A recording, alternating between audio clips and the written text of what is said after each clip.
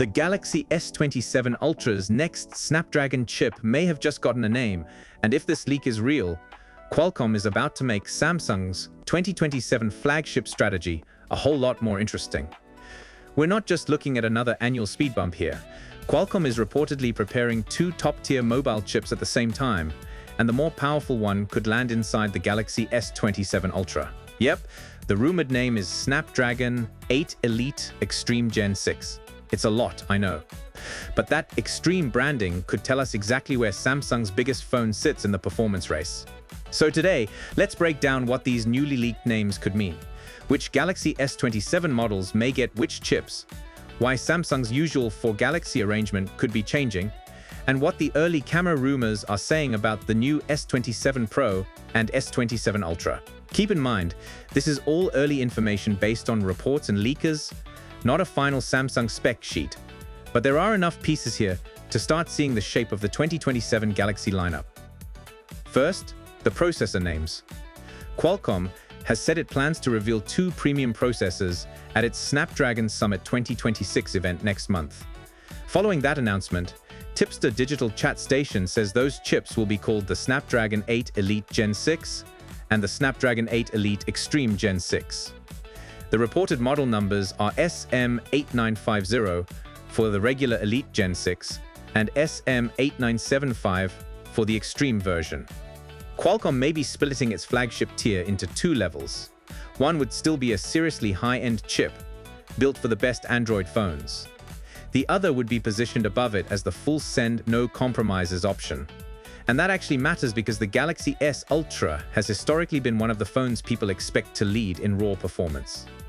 Both of these processors are rumored to use TSMC's 2nm manufacturing process. A process node is basically the advanced method used to build a chip, and smaller numbers generally point toward packing more capability into a tiny space while aiming for better efficiency.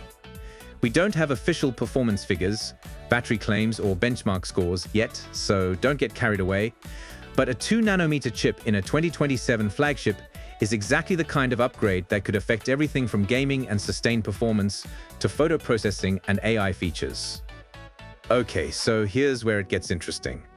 The Snapdragon 8 Elite Extreme Gen 6 is expected to be the faster of the two. The rumor says it could bring a higher speed CPU, meaning the main processing part of the phone gets more horsepower alongside a stronger GPU for graphics. It may also include additional cache and graphics memory. Cache is super-fast memory located close to the processor, helping it grab frequently needed information without constantly reaching farther into the system. In theory, that could help demanding apps and graphics-heavy tasks feel smoother. Again, that's the rumored direction, not a promise, but it explains why Qualcomm might reserve an extreme label for it. And the Galaxy S27 Ultra is the obvious candidate for that chip. Reports suggest Samsung could put the Snapdragon 8 Elite Extreme Gen 6 in the Ultra globally. The newly rumored Galaxy S27 Pro may also receive that same processor.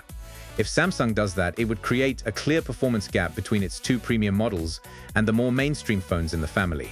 Which brings us to the possible lineup itself. Early rumors point to four devices: the regular Galaxy S27, the Galaxy S27 Plus, a new Galaxy S27 Pro, and the Galaxy S27 Ultra.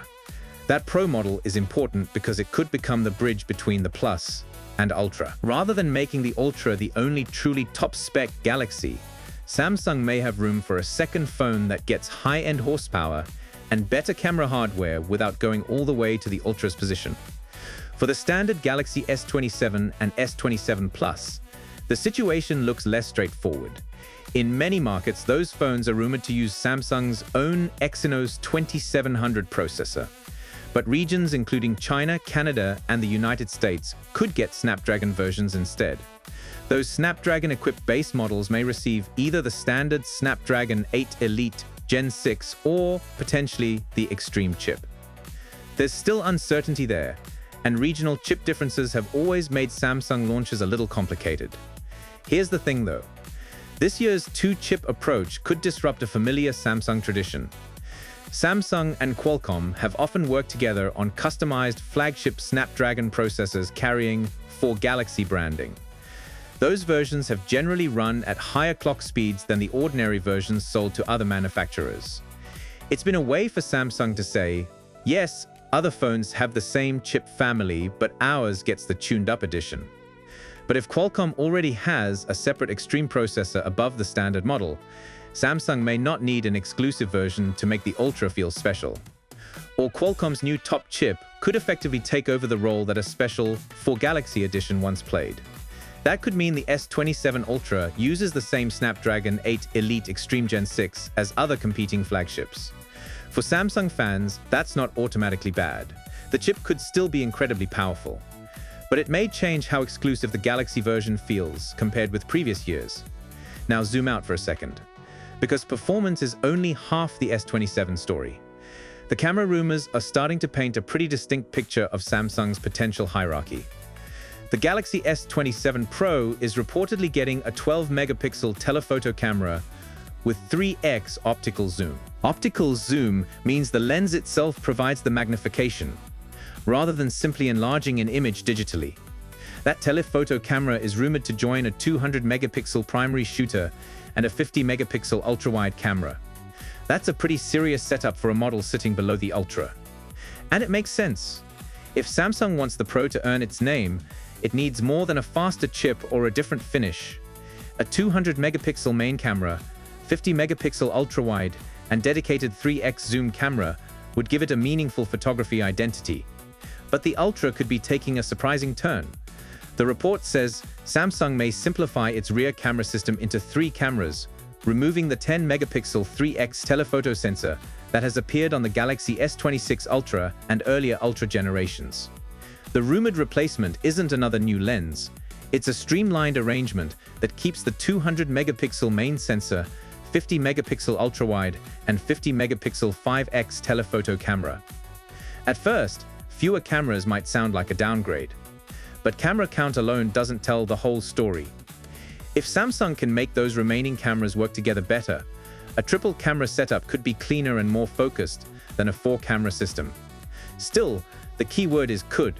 We need actual samples, actual focal lengths, actual image processing, and real comparisons before declaring this better or worse than the older setup. Meanwhile, the regular Galaxy S27 and S27 Plus are expected to stay much more familiar on the camera front. They're rumored to use a 3-camera array with a 50-megapixel main camera, 12-megapixel ultra-wide, and 10-megapixel telephoto. Separate reports suggest those two phones may keep the same camera hardware as their Galaxy S26 and S26 Plus predecessors. So if you're hoping for huge camera changes on the base models, the Pro and Ultra are the ones to watch. And that may be Samsung's broader plan for 2027, make the lineup easier to understand through bigger differences. The S27 and S27 Plus would be the familiar choices. The Pro could bring flagship-level camera ambition and possibly Qualcomm's most powerful processor. Then the Ultra would remain the all-in model, with its rumored extreme chip, high-resolution main camera, 5x zoom, and potentially redesigned camera strategy. All 4 phones are currently expected in early 2027, which means there's plenty of time for these details to shift. Qualcomm's Snapdragon Summit next month should be the first major checkpoint. Once Qualcomm officially introduces its 2 flagship platforms, we'll know whether the Elite Gen 6 and Elite Extreme Gen 6 names are real, and we'll have a much clearer idea of what Samsung can build around them. So, would you rather see the Galaxy S27 Ultra get an exclusive for Galaxy chip again? Or are you fine with Samsung using Qualcomm's Extreme processor alongside other flagship phones? And what do you think about the possible 3-camera Ultra setup? Drop your take in the comments, hit like if you want more Galaxy S27 coverage as these leaks develop, and subscribe because 2027's Samsung lineup is already looking way more complicated and way more interesting than usual. So see you in the next one.